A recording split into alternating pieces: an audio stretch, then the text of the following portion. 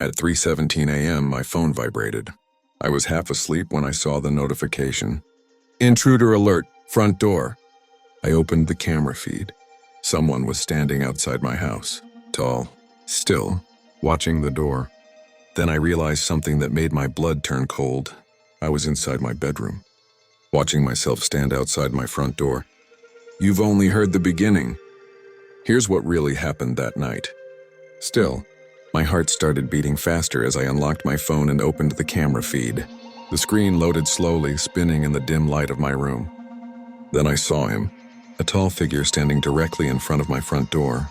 He wasn't moving, wasn't knocking, just standing there facing the door as if he had been waiting for me to notice. The porch light was off, but the night vision camera showed enough, the shape of his body, the way his head tilted slightly downward. Something about the way he stood felt unnatural, deliberate.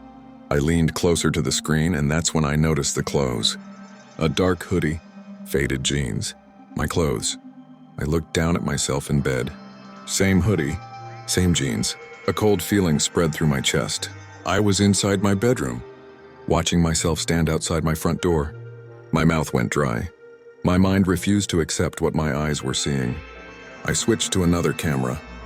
The backyard, empty. The side yard, nothing. Only the front door camera showed movement. I zoomed in. The figure lifted its head slowly. The face was dark, blurred by shadows. No clear features. But I didn't need to see the face. I knew. My phone vibrated again. Another alert appeared. Motion detected, back door. My stomach dropped. I slowly turned toward my bedroom door, expecting nothing. Silence. I checked the back door camera. Empty. No one there. I told myself it was a glitch. Maybe the camera feed froze. Maybe I was dreaming. Then I heard it. A knock. Soft, slow, deliberate. From the front door. I froze. The figure on the camera hadn't moved. It wasn't knocking. Another knock, louder this time, echoed through the house. I whispered, "Who's there?" No answer. The camera feed suddenly zoomed in automatically. The figure raised its hand and knocked. At the exact same moment, I heard the sound inside my house. That's when it hit me. The sound wasn't coming from outside. It was coming from inside. My bedroom door handle moved slightly, twisting on its own. I backed against the headboard, too scared to breathe. "Who's there?" I whispered again. Nothing. The knocking stopped. The camera feed froze. My phone screen went black. One final notification appeared. Front door unlocked.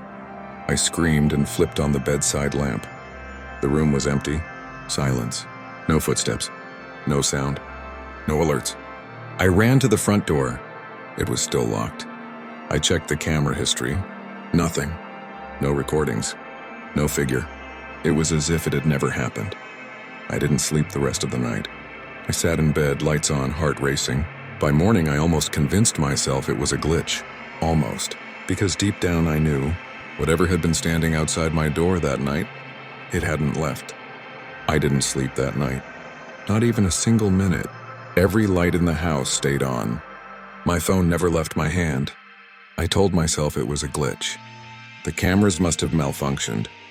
But deep down, I knew better. At exactly 3:17 a.m., my phone vibrated again. I flinched. My stomach dropped. I didn't want to check it, but I couldn't stop myself. The notification read, "Cameras online." Every camera feed opened automatically. Front door, backyard, hallway, living room. Everything seemed normal. I exhaled, trying to calm my racing heart. Maybe last night really had been nothing. Then I noticed the living room camera was already playing back recorded footage. I hadn't pressed anything. The timestamp read 3:17 a.m. last night. I froze. The video showed my living room in darkness. And there, I was walking across the room. Same hoodie, same jeans, same posture. I remembered clearly I had never left my bedroom. The footage showed me stopping in the middle of the room, turning slowly, and looking directly at the camera. It smiled. I screamed. I dropped my phone. The lights flickered. The room went dark for a brief second. Then the phone lit up again. The indoor camera feed opened automatically. I don't have a bedroom camera. Never installed one. But now it was showing me, sitting on my bed, holding my phone, watching the screen. I backed into the corner. My breathing quickened. I couldn't move. A notification appeared. New device connected. One word flashed under it. Me. I realized something terrifying. Whatever this was. It wasn't just outside. It wasn't just watching. It was copying me. The knocking started again. Slow, heavy, deliberate. Coming from somewhere in the house. I whispered, no. No, no, no. The phone buzzed violently. Another alert. User switch complete. I couldn't take it. I grabbed the lamp and turned on every light. Nothing. Silence. The house was empty. But deep down, I knew it wasn't gone. And that night I made a decision. I couldn't stay. I had to leave. I left the house the next morning. Packed a small bag, my essentials, and my phone. I didn't look back. Not even once. But wherever I went, I couldn't escape it. At exactly 3:17 a.m., my phone vibrated. No notifications this time. No camera alerts. Just a vibration. Subtle, almost teasing. I stared at it, heart hammering. Then the screen lit up. A single image. Me, sitting on the bed in my hoodie and jeans holding my phone. But I wasn't there. I knew then it wasn't a glitch.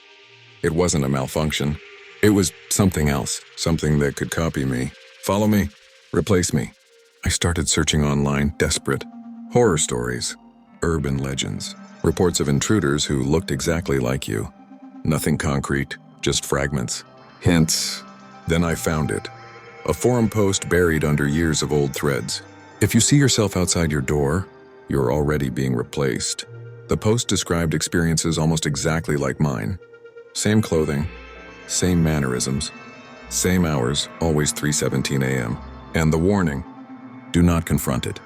Do not try to fight it. It observes, it waits, it learns, and it will take your place if you hesitate. I shivered as I read it.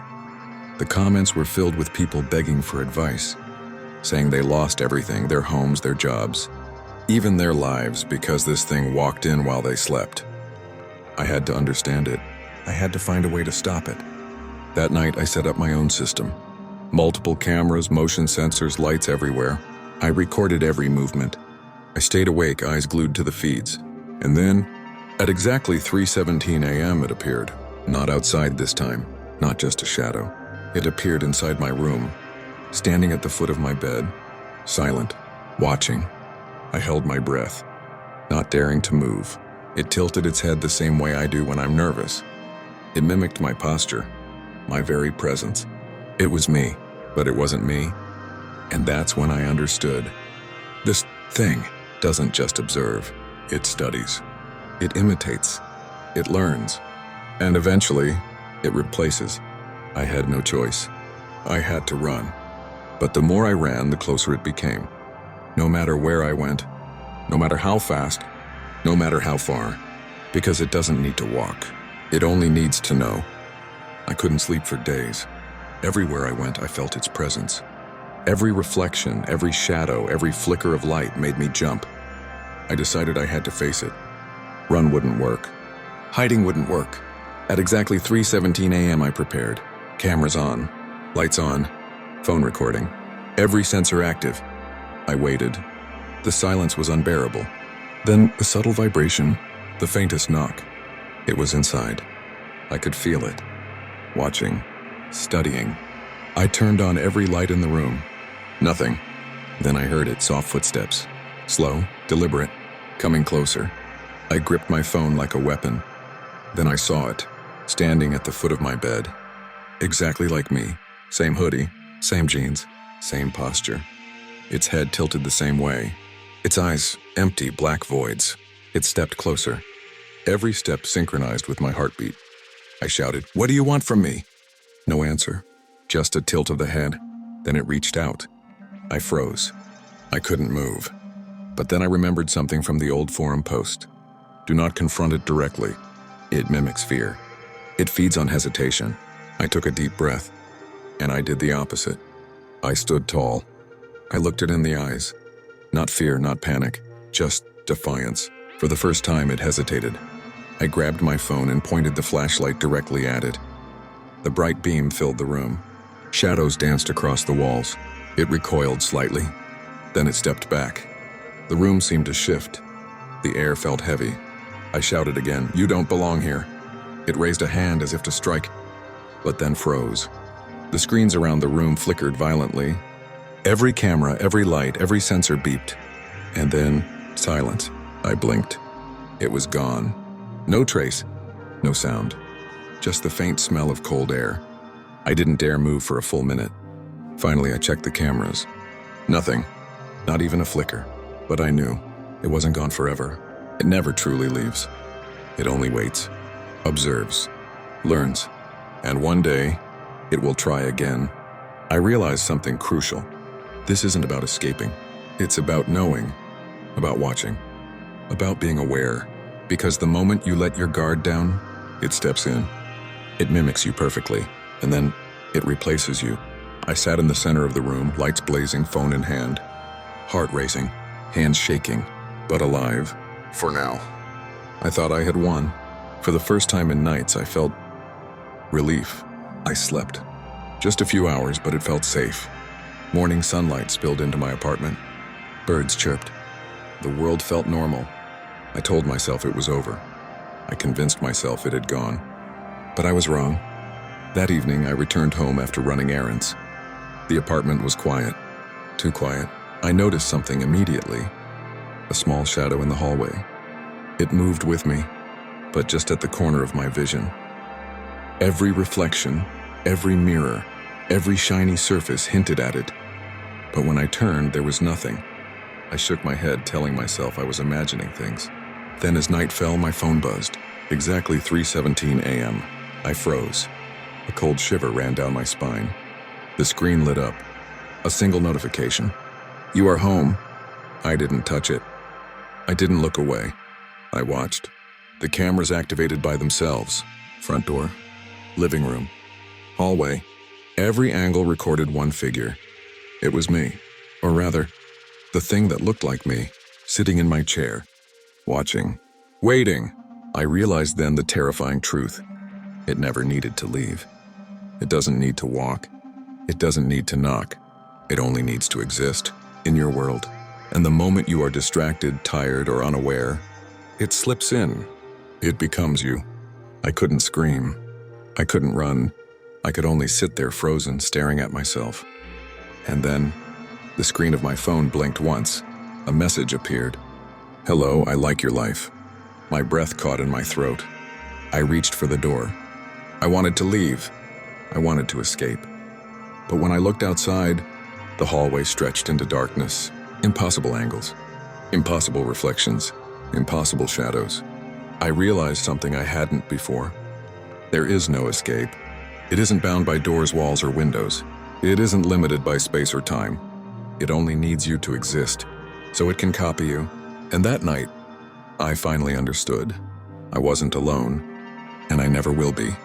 Because it is patient, and it is always watching, and one day, it will step out of the shadows. And I will no longer be me. The lights are on, but I still feel it. Watching, waiting. You think you're safe in your home. You think you're alone. But somewhere, someone or something is copying you. It doesn't need to knock. It doesn't need to enter. It only waits until the moment you let your guard down. And when it does, you won't even notice, because it will be you, and you will be gone.